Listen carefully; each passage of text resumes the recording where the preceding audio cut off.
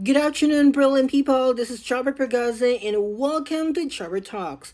In today's conversation, I just want to share to all of you kanibitang pinakamulto na to sa itong kinabuhi. Kay grabe ba ini siya ka-trend karon no? Kanibang life nga gusto unta nato nga atong kinabuhi, pero because of mga instances sa life, wala pa nato siya ma-achieve. Pero ang atong multo lagi permitang ginausig nga you have to really look back sa imuhang pinakapangandoy. So ako na siyang gi-post akong blew up mga my dear recently. Unya daghan jud kaayo ang mupabor every time ako ni siyang i-post. So murag maka-feel pug ko ba nga murag ma-motivate pug ko to dream further or i-realize gid siya nga goal kay daghan lagi ang mo agree. Now, akong isaysay sa inyo ha, first and foremost, kung aha nag-ugat ang akong pangandoy nga mahimong usa ka attorney in the future. Nag-start kini siya mga my dear, grade 5 ko ani nga panahon. Dili ko kalimot sa sitwasyon kung unsa ka horrible or traumatic to siya nga moment. Because kanimugod siya nga time, ang akong mother nakautang siya og kwarta sa medyo arangan og kinabuhi sa amo ang lugar. So karon, time na to para kuhaon nila ang kwarta kang mama. Pero ang akong mama manggood time, wala siya kwarta mga my dear. Mura bag ang iyaha bitaw gipaabot nga kwarta, wa pa pud ni abot.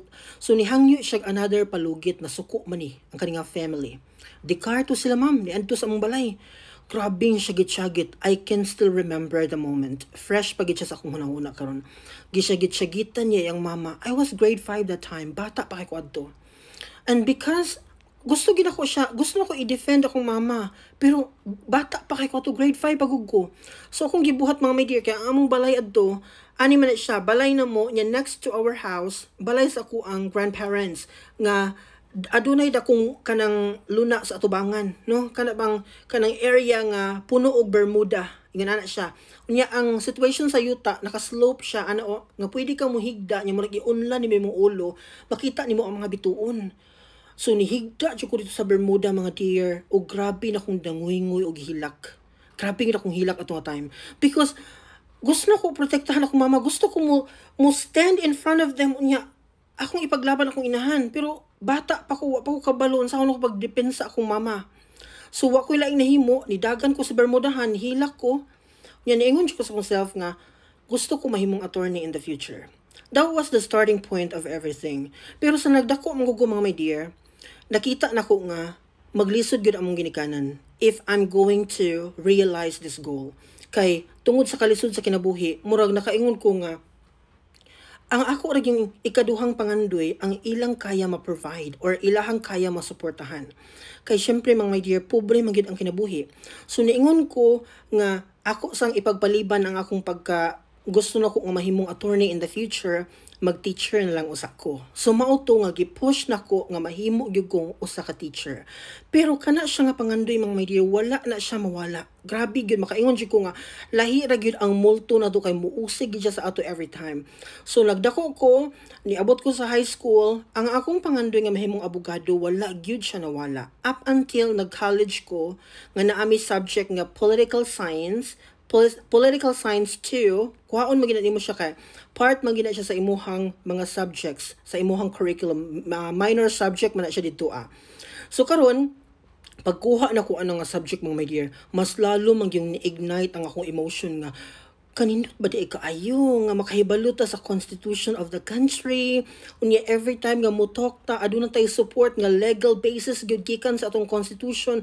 Nya murag ang kana bitong the way bitaw nimo siya isulti mga my dear nga nakay palaman nga legality sa imuhang speech, mura grabe ka bugat no. Nya nakayo dito gid ako na-appreciate pag ayo ang constitution, ang batas sa Philippines, unya kay ang focus mo gud anang Pol Site 2 is ang atong karapatang pantao, kanang human rights na to ba bill, Article 3 man na siya Bill of Rights. So kana siya gipa-memorize gid sa mo sa una mga my dear, which is nakahatag siya sa ako kanang idea nga kalami ba gid ay mahimong attorney ingon ana. Pero lagi akong gitan-aw ang situation sa among family. Karon kung akong i-push kana siya nga degree. Kay after bi nimo sa 4-year degree nimo, pwede ba ka mag-proceed ana, no? Pwede ba ka mo law school. However, akong gitan-aw ang among situation. Makaingon magyud ko nga dili gyud makakaya ang among family. Kay ang sitwasyon sa among pamilya pobre man. So, kung mo eskwela ko another 4 years, niya kinahanglan bihin ng resources, di ba na basta-basta. So nakaana jud ko sa akong self nga ako sa lang standby ang ako ang pangandoy. Mangita sa kog paagi nga ma-provide nako ang ako ang resources in the future. Mao na pinaka-goal. Karon kay pag-abot na kog Department of Education, nahimo na kong teacher, wa man ako nakita ang opportunity nga mas mo succeed ko here. Kana bang makapanukad ko ani nga sitwasyon, mura magwa kay nagka problema na mahinuon ko, no? Dili maningon anak kanindot ang akong financial status when I was working in the Department of Education.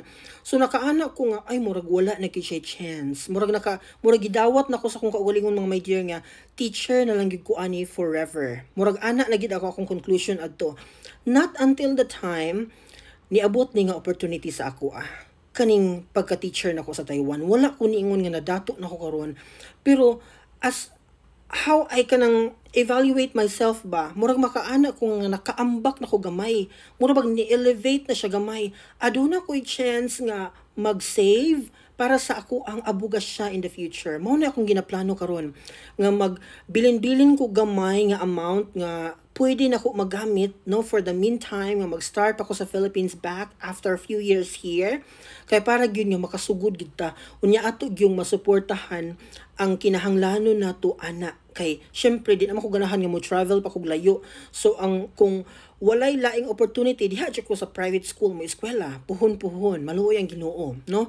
Kay ako naging gi-calculate ang akong edad, nagsige na kog kanang calculate sa akong age karon kay di po ko ganahan mga may dear nga makuha na ko na siya unya tiguwang na pug ko. Kailangan able pata powerful energetic pata kay aron aduna patay, no, aduna patay enough nga years nga ato siyang magamit, diba?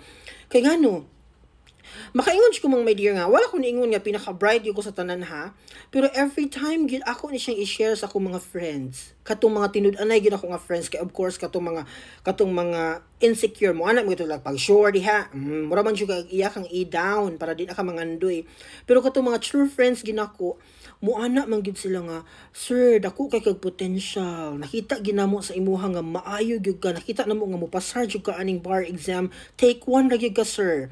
Mo ana man gid ako mga friends unya every time ako po ni siyang kanang i-post bitaw na ko ni siya sa akong social media, daghan gyud kaya ang mo like, kapila na gyud ko nag-post about ani, no, daghan gyud kaya ang mo like kanang ma-feel gid ako nga ang akong audience, even katong mga former students nako before, katong mga nakailan ako, nakatrabaho nako, mura bitong nakita gid nila ang kana bang aduna gi potential si Jobert nga mahimong attorney in the future. So murag makaingon po ko mga media nga magpadayon siguro pangandoy ani kay murag even ang people around me nakita nila ang ako ang capability nga ako ni siyang ma-conquer. So ngano di man ako tan-awon akong self as that, diba? So moingon jud ko nga murag kaya ginako. In fact, bisag unsa ano kog limot ani nga panghandoy kay kapila naman ako ni siya gi-give up nga moana ko ba nga ay di na lang ko uy kay nagkatiguwang na ta unya aduna do po koy gwapo ka ay nga kinabuhi karon so far nindot na magigay akong life karon mga my dear wa nagyud koy masay ani nga akong life karon, this opportunity nga gihatag sa Ginoo sa ko nindot gid siya kaayo, no? Pero matingala gyud ko magsigig yung pangusig ang atong multo sa atong kinabuhi. Magsigig yung remind ang ako ang self nga mo na gyud ayaw baya kalimti ang imong pinakapangandoy nga mahimo kang abogado. Mo ana gyud sa ako aning idea ha, kana bang nagi murag mo whisper sa ko, labi na makakita ko ka ng mga post nga nagsugod na siya sa iyahang pag-eskwela, first year college na siya, na first year na niya bilang isang kanang law student, murag yun ana. So kuan po ko dear nga, hala, kalami sa iyang life, murag ako po siyang panganduyon. So wala ta kahibalo sa dagan sa panahon mga may dear, pero so far sa akong life, tanan akong gidesire, tanan akong gusto sa kinabuhi, always ginako na siya na-achieve mga my dear. I don't know kung unsa po ko kaduol siguro sa Ginoo, kay tanan akong ginahangyo sa Ginoo gyud iya maging ginagrant. So mauni siya akong pinakamulto gyud. Sumala sa akong post, pinaka nako siya nga gusto ma-achieve. So ato lang tan-awon ang mga lakang sa ato ang kinabuhi puhon-puhon kung ako ni siyang ma-achieve. Atangi lang ninyo sa ako ang mga update puhon-puhon kung naanatay first na to nga lakang ani nga pangandoy. Salamat kaayo sa inyong tanan everybody. Bye bye. See you again tomorrow for another golden conversation. Bye.